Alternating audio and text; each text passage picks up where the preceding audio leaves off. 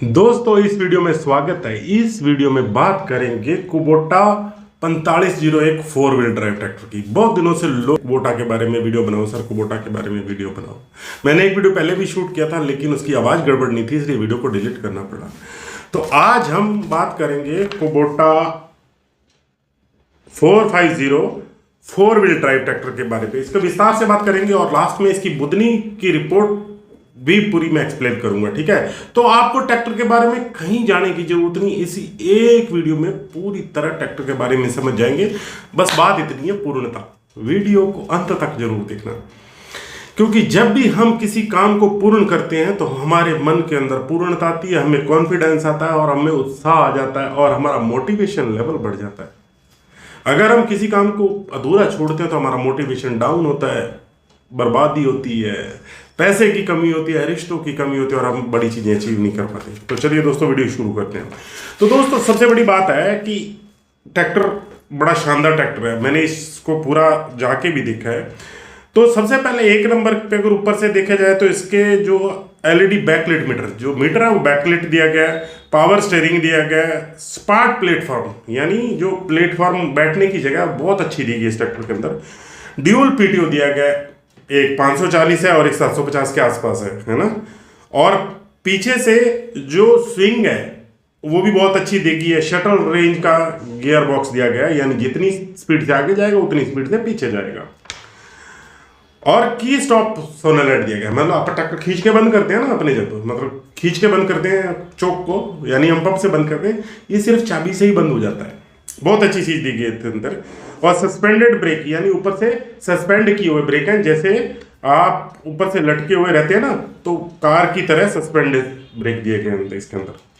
तो दोस्तों चलिए अपन इस पे बात करते हैं। कुबोटा क्वाड 4 पिस्टन, यानी ये जो पिस्टन दिए गए ना इसके अंदर 4 सिलेंडर का इंजन दिया गया है। और सबसे अच्छी बात है, इसको क्वाड टाइप इसलिए बोला जाता है, जब भी इंजन के पिस्टन ऊपर नीचे जाते हैं ना तो ये घर्षण बहुत कम करते हैं, इसीलिए उसकी परफॉर्मेंस बहुत अच्छी आती है। और दूसरा है बैलेंस शाफ्ट दी गई है इसके अंदर। आप कभी भी कुबोटा को चलाइएगा ना, स्टार्ट कर दीजिएगा, उस पर पानी का गिलास रख दीजिएगा, 500 रुपए का सिक्का रख दीजिएगा, वो हिलता नहीं है। यानी इस ट्रैक्टर को पूरी तरह से बैलेंस किया गया है, बैलेंस टाइप ट्रैक्टर बोला जाता है। आवाज भी नहीं करता, एकदम हिलता भी नहीं है ही नहीं। चौथे नंबर की सबसे बड़ी ताकत है दोस्तों इसकी कि सिंक्रोमैश गियर बॉक्स, यानी जब भी आप गियर बदलना चाहो कोई सा भी लगा लो, कर की आवाज नहीं, टोर की आवाज नहीं, कार की तरह एकदम से बढ़िया तरीके से आप गियर को बदल के ड्राइव को एंजॉय कर सकते हैं। लेकिन दूसरे ट्रैक्टरों में ऐसा नहीं है, सिर्फ सिंक्रोमैश गियर बॉक्स में ही आप आसानी से गियर बदल सकते हैं। शटल ट्रांसमिशन, शटल शिफ्ट, यानी एक बारी अगर आपने फॉरवर्ड लगा दिया हाई तो हाई में चलेंगे, फॉरवर्ड लो लगा दिया लो में चलेंगे, और रिवर्स में लगा दिया 1 2 3 4 5 इधर गियर दिए थे, वो आगे पीछे उतने ही गियर में स्पीड में जाएगा। प्लेटफॉर्म बहुत अच्छा दिया गया है इसके अंदर, आप आराम से एंजॉय कर सकते हो। मैं फोटो भी डालूंगा इस एक एक चीज की। और सस्पेंडेड टाइप ब्रेक्स, मतलब ऊपर से लटके हुए ब्रेक जैसे कार में होते हैं ना, उसी तरीके से ये बने हुए हैं दोस्तों। और आगे चलते हैं, इसके बारे में बात करते हैं। तो जो आगे का हिस्सा है ना वो इन्होंने बहुत तगड़ा बनाया है, और उसके अंदर जो स्टीयरिंग, पावर स्टीयरिंग के जो पिस्टन लगे होते हैं ना वो दो, एक साइड इधर, दोनों साइड है, तो उसकी बहुत अच्छा था। सिंगल सिलेंडर वाला जल्दी खराब हो जाता है, चलता भी होगा, पर दोनों साइड वाले को अच्छा माना जाता है। इसके फेंडर हैं जो बड़े अच्छे दिए गए, आप आसानी से बैठ सकते हो, मतलब जगह बनाई गई पीछे ऐसे करके स्लोप वाली, तो बड़ा सुंदर तरीके से बनाया गया है। चाबी से ही स्टार्ट होता है, चाबी से ही बंद होता है। और सबसे बड़ी बात है, फोर व्हील ड्राइव के अंदर ना जो आगे फ्रंट एक्सल में बेवल गियर दिए गए हैं जो बहुत पावरफुल होते हैं और बहुत अच्छे होते हैं। एलईडी डिस्प्ले की मैं पहले भी बात कर चुका हूं। उच्च श्रेणी की लिफ्ट क्षमता, सबसे अच्छी लिफ्ट हाइड्रोलिक है इसकी दोस्तों। ये बहुत मतलब जापानी है ना, चीज को बनाते हैं तो मजा बांध देते हैं सच में। सिंगल पीस बोनेट है, आप आगे से सीधा उठाओ पूरा ट्रैक्टर ऊपर होता है, आगे से आप कुछ भी ट्रैक्टर को सर्विस कर सकते हो। और 4 फिन क्लच प्लेट है दोस्तों। 4 फिन क्लच प्लेट ऐसी होती है कि आप जब भी इसको चलाओगे ना, फोटो डालूंगा, तो इसकी 33% से ज्यादा टिकाऊ होती है, आपकी जल्दी खराब ही नहीं होती है। और सबसे बड़ी बात है 750 और 540 का स्वतंत्र पीटीओ, यानी पीटीओ का क्लच भी अलग दिया गया और स्वतंत्र पीटीओ दिया गया। और सबसे बड़ी बात है जिसमें ऑयल रिंग्स है ना दोस्तों, वो 70वें पॉइंट पे है, सबसे अच्छी है, मतलब ऑयल रिंग्स हाई क्वालिटी की इन्होंने लगाई हैं।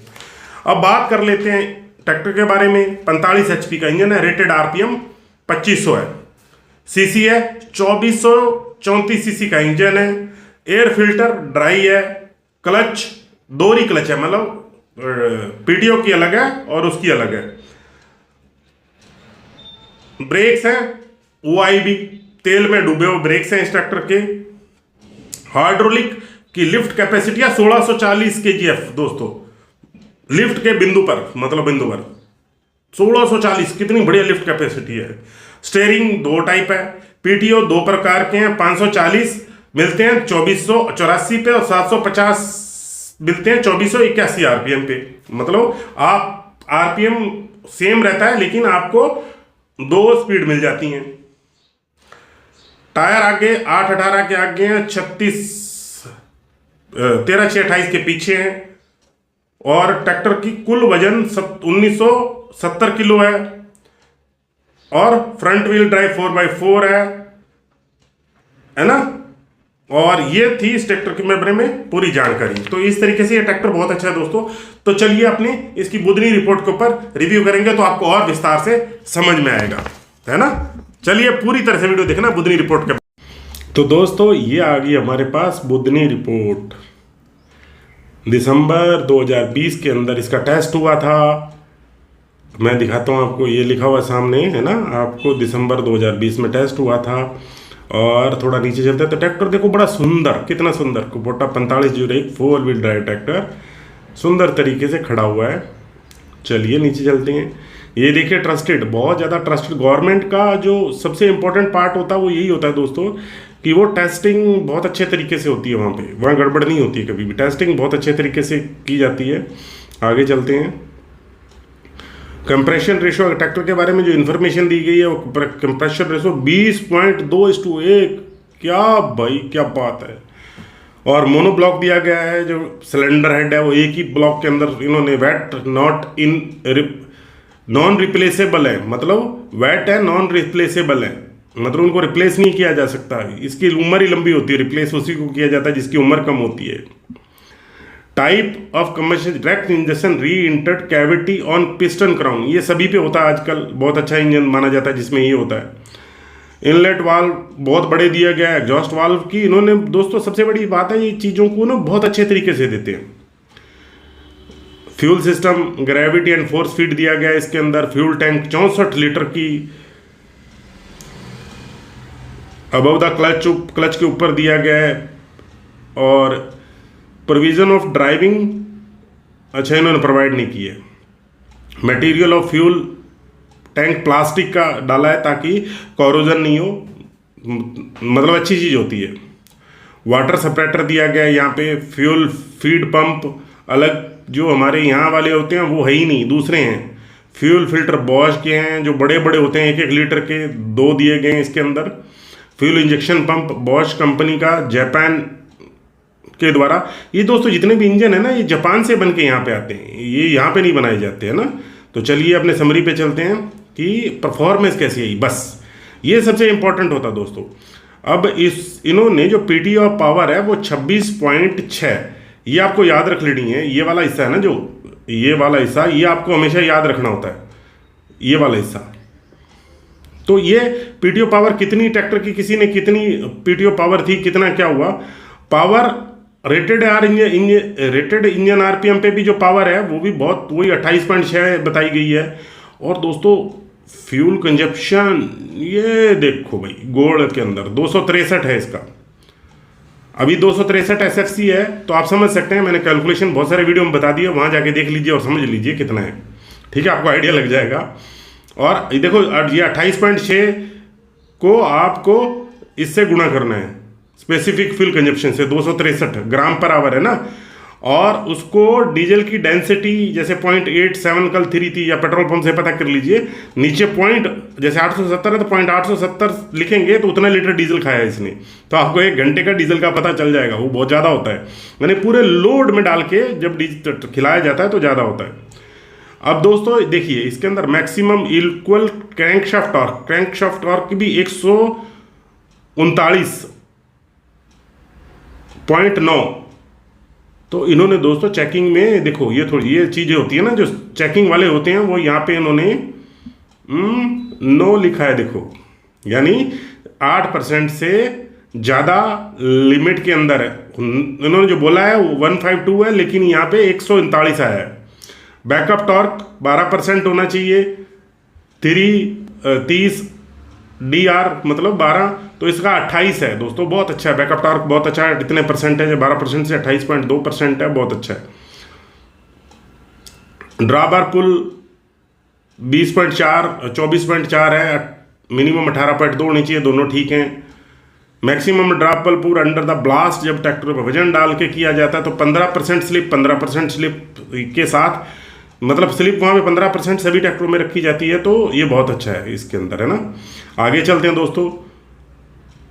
Maximum drawbar pull with अनब्लास्ट, blast के बिना इन्होंने 25.5 आया है, जो भी बहुत अच्छा है दिया गया है इसके अंदर। और ये 200 किलोवाट में दिया गया है ना, ये किलोवाट के। अब ट्रांसमिशन का टेम्परेचर है जो 120 होना चाहिए, लेकिन 81 है, बहुत अच्छा है।